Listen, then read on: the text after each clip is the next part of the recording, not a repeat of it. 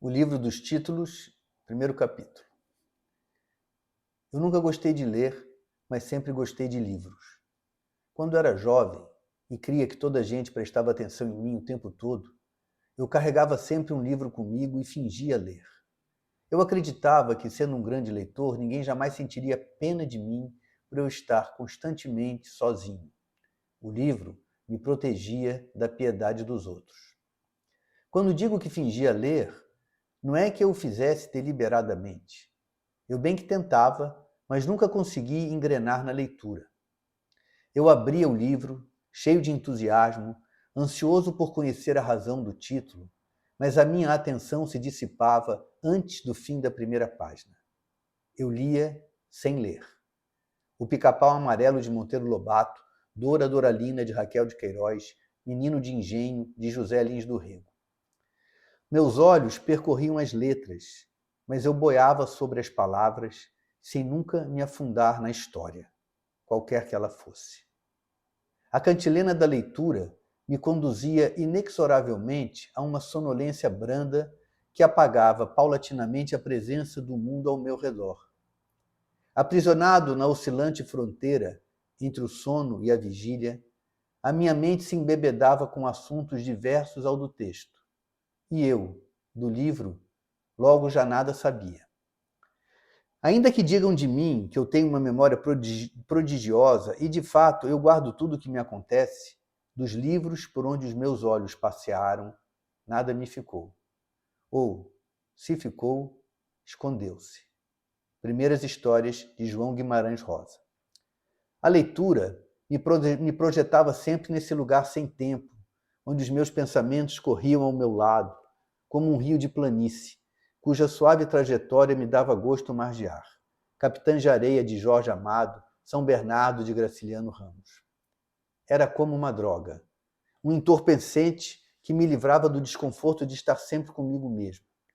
E só a leitura me propiciava esse alívio. Nem a música, nem o cinema, muito menos o silêncio. Nenhum desses indutores da introspecção tinha efeito sobre mim.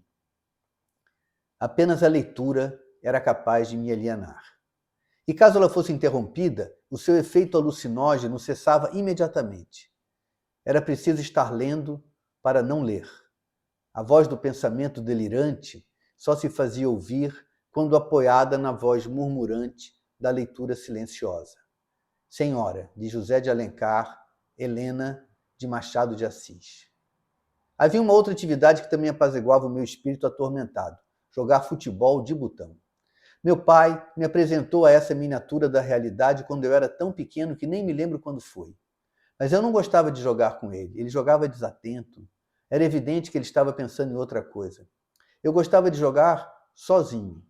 Eu batizava os botões com nomes de jogadores famosos de todos os tempos. Escalava os times galácticos e organizava um campeonato de pontos corridos. Eu manipulava as duas equipes, narrando as jogadas como um locutor de rádio. Anotava os resultados, os artilheiros, as expulsões. Tinha até um tribunal esportivo para julgar os casos mais polêmicos. E ao fim da temporada, que muitas vezes transcorria em um único dia, eu consagrava um campeão. Era tranquilizador e animado. Jogando botão, o tempo passava sobre mim como uma ondulação do mar, sem estourar na minha cabeça. Iracema, de José de Alencar, A Moreninha, de Joaquim Manuel de Macedo, O Crime do Padre Amaro, de Eça de Queiroz. Um pouco mais velho, eu descobri que era capaz de não ler, por assim dizer, em outras línguas. Como toda a gente da minha escola, eu falava quase nada de inglês, um pouco menos de francês e o espanhol e o italiano que todo falante do português acredita que sabe. Lendo em língua estrangeira, eu decolava ainda mais rapidamente para o espaço do meu mundo interior. A pedrinha da minha atenção ricocheteava sobre a dissonância das palavras estranhamente semelhantes, como se sobre um mar densamente salgado se rebatesse. Crônica de una muerte anunciada, de Gabriel Garcia Marques. Le Grand Moule, de Alain Fournier.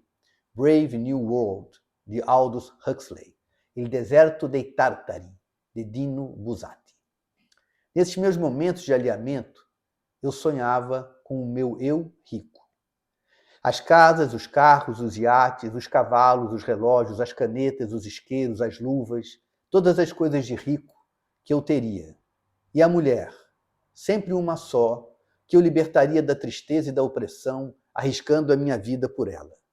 Eu seria também um rico magnânimo, bondoso para com os pobres e adorado por isso.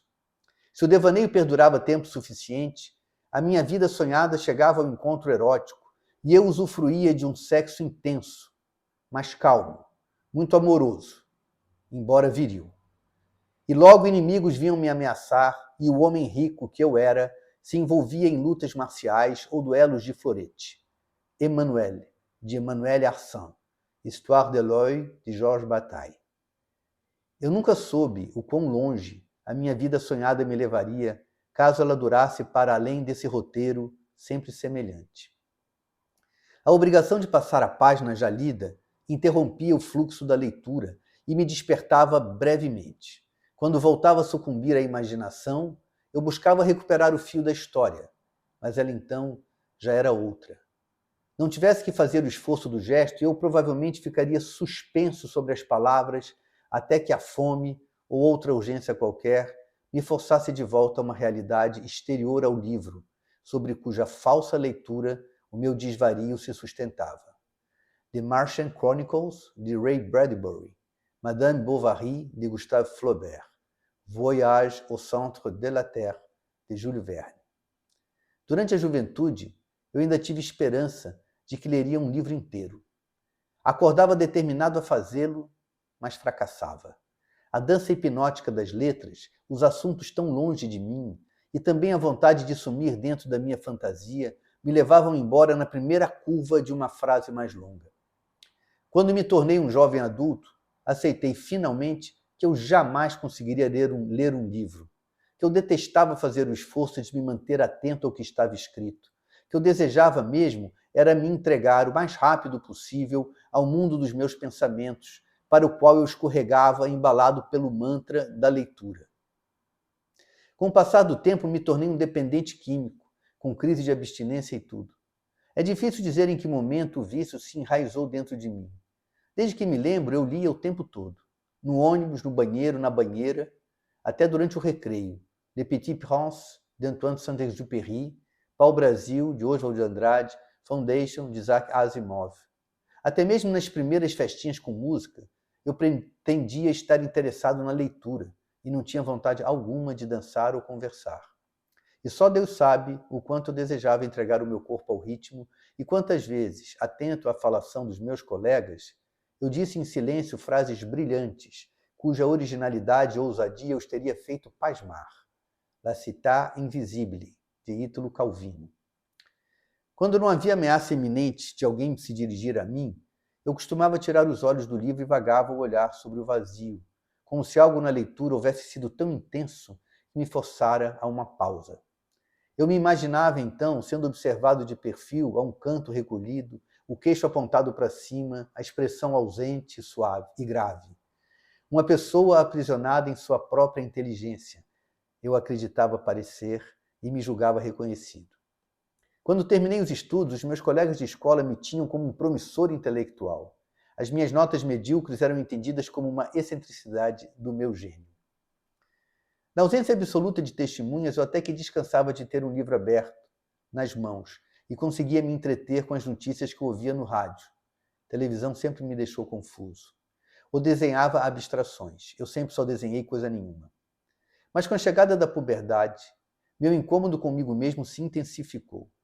Mesmo sozinho no meu quarto, a presença da minha própria pessoa denunciava-se a si mesma e eu temia me surpreender na solidão. Passei a buscar o socorro de um livro para fugir à indiscrição da minha própria privacidade. Grande Sertão Veredas, de João Guimarães Rosa. A única atividade que sobreviveu ao fim da minha infância foi o futebol de botão. Mais nada. E ouvir as notícias no rádio também. O meu amor pelo livro, o objeto, se intensificava à medida que eu aceitava minha incapacidade de efetivamente ler e reconhecia no livro o portal para o meu alinhamento. Como o alcoólatra que ao comprar a garrafa já se tranquiliza, ter um livro comigo desacelerava as palpitações do meu coração. Livros eram o meu narguilé. Blade Runner, Do Android's Dream of Electric Ships, de Philip K. Dick. A Bolsa Amarela, de Lígia Bojunga. A Vida Íntima de Laura, de Clarice Lispector. Como todo dependente químico, a minha vida passou a girar em torno do vício. Eu deixava de lanchar na escola para comprar livros com dinheiro economizado. Aos 18 anos, fui trabalhar para sustentar a minha perdição. Aos 21, eu já era proprietário de uma razoável biblioteca, quase toda adquirida na livraria Alcabu Edições Brasileiras, que ficava na minha rua. Eu morava numa pequena casa, num subúrbio perdido da cidade, meio parado no tempo, porque nenhum progresso passou por ali. A maioria dos habitantes era de gente idosa, que herdou a casa dos pais ou até dos avós. A fábrica de tecidos que funcionava onde depois se instalou o supermercado mandou construir casinhas geminadas para abrigar os funcionários. A nossa foi comprada ao neto de um tecelão que foi condenado por furto e teve que vender o patrimônio para pagar o advogado. A minha rua era tão sossegada que o ar nem ventava. Mas tinha tudo. Farmácia, botequim, padaria, mercearia, posto de saúde, dentista, creche, banca de jornal, cinema e livraria. Tudo velho, mas funcionando. Parecia um milagre. A minha rua parada no tempo. O Papalag, comentários de Tuiavi, chefe da tribo Tiavéia, nos mares do sul, de, eu não sei dizer, Erich e Schurman, tradução de Samuel Pena Arão Reis. E tinha também o hospício, que se chamava Casa de Saúde Mental Antoine Artaud. O serviço de excelência foi fundado pelo dono da fábrica de tecidos, porque ele tinha um filho demente, e o hospício mais perto era do outro lado da cidade. O nosso hospital tinha tanto prestígio que vinha alucinado de todo o bairro e até das regiões vizinhas. No grande jardim que se estendia à frente do alpendre da casa neocolonial, os pacientes passavam dias separados da liberdade apenas por uma grade de ferro. E maluco é gente que gosta de se comunicar. Passavam o dia inteiro mexendo com os transeuntes, fazendo amizade, xingando, cantando, contando piada. Uns pediam comida, outros queriam vender a roupa do corpo. Era divertido. Os malucos davam alguma vida ao nosso fim de mundo. Rostros Ocultos, de Salvador Dalí. The Hound of the Baskervilles, de Sir Arthur Conan Doyle. No fundo da livraria, do seu velhinho livreiro, era assim que a gente chamava o dono da Alcabu, tinha um sebo. A minha biblioteca foi quase toda comprada lá. Livros novos custavam mais a me tirar da realidade do que livros usados. Daí a minha predileção pelos últimos. E depois, como eu não lia de fato, me agradava a ideia de comprar um livro que já tivesse sido lido por alguém. Assim, ele não sentiria falta, por assim dizer, de ser apreciado como merecia.